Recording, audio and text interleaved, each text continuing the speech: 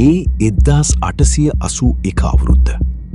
යුද්ධයෙන් තුවාල ලබා අතේ සතේ නැතුව මම ලන්ඩන් නගරයට එද්දි මට ජීවිතය ගැන ලොකු බලාපොරොත්තුවක් තිබුණේ නැහැ. මට ඕන වුණේ අඩුවට නවතින්න කාමරයක් විතරයි. ඔය අතරේ තමයි මගේ පරණ යාළුවෙක් වුණු ස්ටැම්ෆර්ඩ්ව මට හමු වෙන්නේ. මගේ ප්‍රශ්නය අහපු ස්ටැම්ෆර්ඩ් hina වෙලා මෙහෙම කිව්වා. ජෝන්, මම තව කෙනෙක්ව දන්නවා කාමරයක් හොයන. හැබැයි එයා ටිකක් අමුතු මිනිහෙක්. රසායනික විද්‍යාව ගැන පිස්සුවක් තියෙනවා. ඔයාට එයා එක්ක ඉන්න පුළුවන් වේද දන්නේ නැහැ. කුතුහලයේ නිසාම මම එයාව හමු වෙන්න කැමති වුණා. ඊළඟ දවසේ අපි ගියේ ශාන්ත බර්තලමියු රෝහලේ ලැබ් එකට.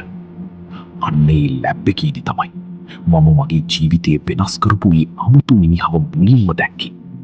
එයා සිහින් උසල් තියුණු ඇස් දෙකක් තියෙන කෙනෙක්. අපිව දැකපු ගමන් එයා කෑ ගැහුවා.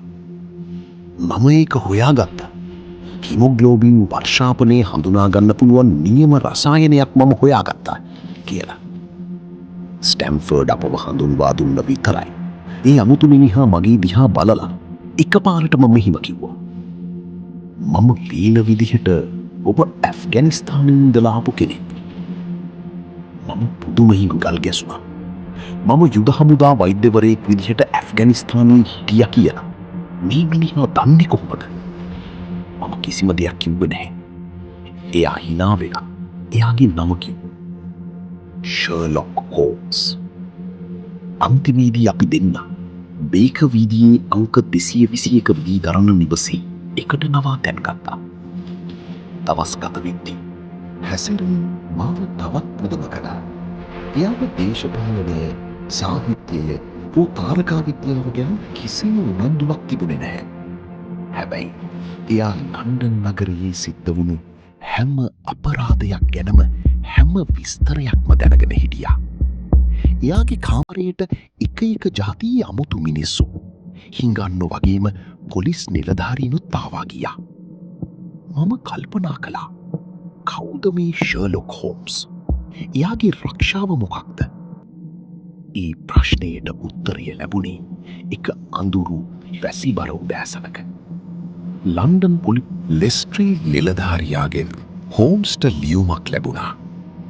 බ්‍රික්ස්ටන් පාරේ පාලු ගෙදරක කිසිම තුවාලයක් නැති, හැබැයි මුළු කාමරයේම ලෙයින් තැවරුණු අද්භූත මිනිමැරුමක් සිද්ධ වෙලා තිබුණා.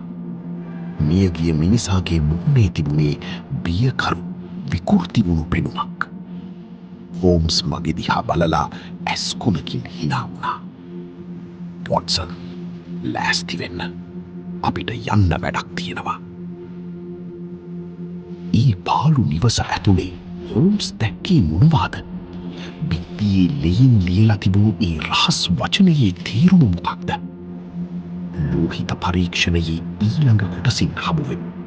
channel එක subscribe කරලා තියාගන්න.